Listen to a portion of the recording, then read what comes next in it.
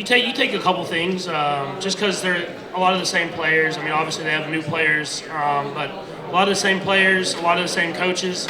You get to learn from what they've done this season, obviously, and so you look at the tape, you get what you can from that, and then you move on to what they've done this season. Yeah, I mean, he's extremely talented. I mean, I saw it firsthand in the last Super Bowl that we played, and I think what the best thing about him is he's a winner. He knows how to win football games, and if that's throwing the football, if that's running the football, whatever it takes, in order to be great in this league, you have to find ways to win football games. I think the best thing we do is just we compete to the very end. It doesn't matter how the game looks from the beginning to the end. We're just going to find a way to get the win, and that's why one possession or about two possessions, whatever it is, we're just going to find a way.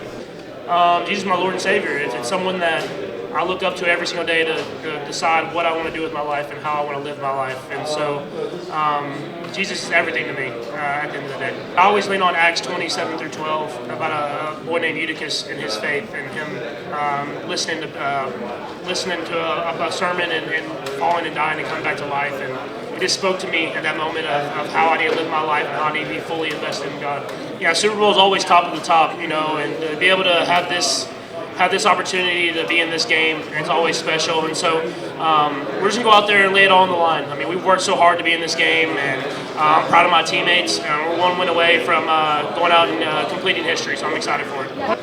I just want to be remembered as one of the greatest teams of all time at the end of the day, and I know how blessed I am to be in Kansas City and the people that I have around me, coaches and players, and so I'm more focused on leaving the imprint on the Kansas City Chiefs and how we are remembered for the rest of the time.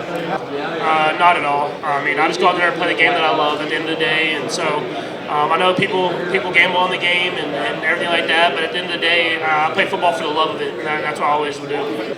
I think it gets people watching. I think that's good for the sport. But at the end of the day, I want people to realize that it's a game that you play on the playground for recess, and it's something that you just go out there and give everything you love. And I think that's what we try to do on the football field, and I think that's everybody on that football field.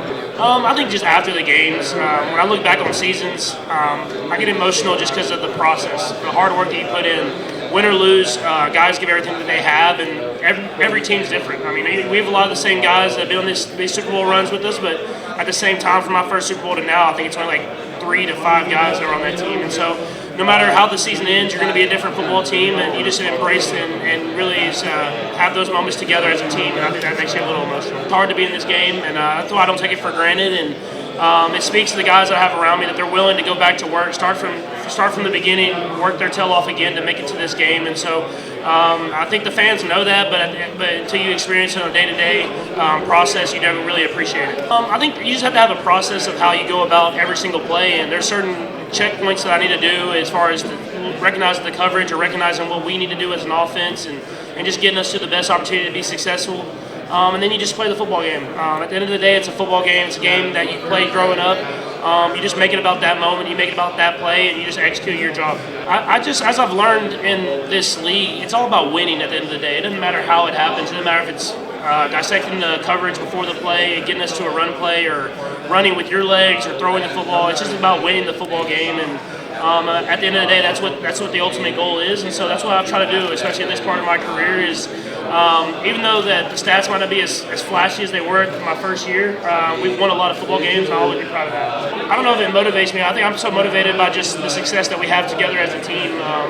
I know that the guys on our team, how much they love football, how much work they put in on an every single day basis. And so when we step on that football field, we're going to come together as a brotherhood and as a family and just play our best football and live with the results after. So it's not like I'm embracing the villain or doing anything like that. I'm embracing my teammates and how we play the football game. Oh yeah, that happens a lot. I mean, that's where our interceptions happen. So no, it's these guys are talented on that side of the football, and they study film and watch plays just like we do. And so there's definitely times where the defense, it gets me on certain plays or certain blitzes or certain coverages, and you just have to learn from those and try to be better the next time. Just how talented they are. I mean, they're talented at all 3 levels, D-line, linebackers, and secondary, and they know how to play well together. I mean, that's what makes Vic Fangio's defenses so great, is that everybody has a part, and they have to do their job in order for everybody to have success, and that's what they do. And if they're asked to play man, they play man well. If they're playing zone, they make sure to be in the right spots at the right time. And so it'd be a great challenge. You got to be patient, and when those opportunities come, you gotta go out there and execute on them, because there'll only be a few of them in the game. I think just being able to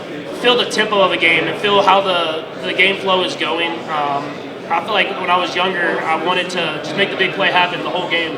And I obviously still want to do that, but whenever the defense is playing well or the offense, we're struggling a little bit, it's about getting us back in rhythm, getting us back in tempo so that the big plays kind of come to us and we're not trying to force them. Yeah, it's always motivating whenever you have another baby. I mean, just because I want them to have the same experiences that the other two have.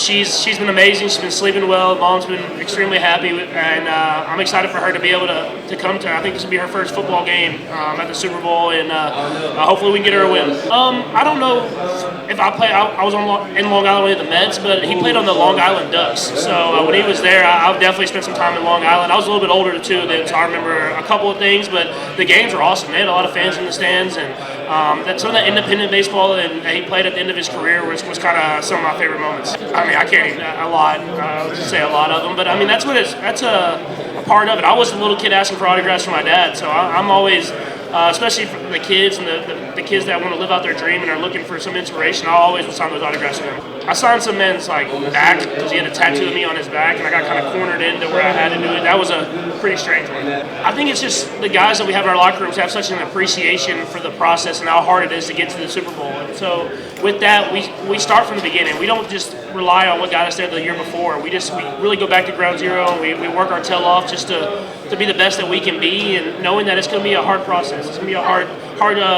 journey to get back to the Super Bowl. And so when you have a bunch of guys like that, it kind of fuels you to be the best you can be every single day. Yeah, I think it's just to show that your hard work pays off. You know, I even though I've had a lot of success in the NFL and college, I didn't have a lot of success, and I feel like I was putting that hard work in, and we weren't just having the same success that I've had now. And just to tell them that they continue to work at it and they continue to follow their dreams, that they can accomplish anything that they want to.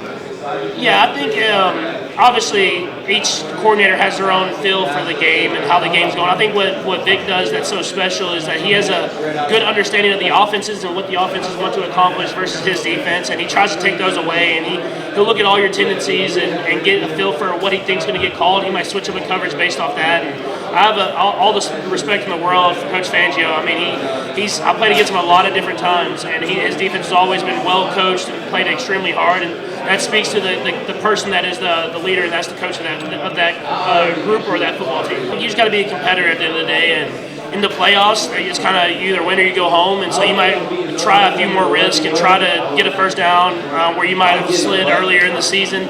But it's about just being a competitor, trying to go out there and win a football game, protecting yourself, put your body on the line. I think even my rookie year, just seeing how he works, I mean, you see Travis Kelce and you see, obviously being on TV shows or having the personality that everyone loves and being the fun guy and being funny, but people don't understand how hard he works on a day-to-day basis, and he continues to work that hard even to this day. And so I think that motivates me to know that I can't be complacent with where I'm at. I have to continue to work extremely hard if I want to continue to have success like he has. Oh, 100%. I mean, having Travis out there, you can't take him out for practice reps, and we try to. He's getting older, so we're trying to cut back some of his reps, and he won't do it. He gets mad at you if you take him out of practice, and that feeds into the entire team. Whenever you're tired and whenever you're not wanting to take a practice seriously or take a rep seriously, you look at him and he's going full speed, scoring touchdowns out there every catch, and it motivates you to be to take your game up to another level. No, I can't choose between two places. I love both those places, so either one I'm good with. Favorite Italian food?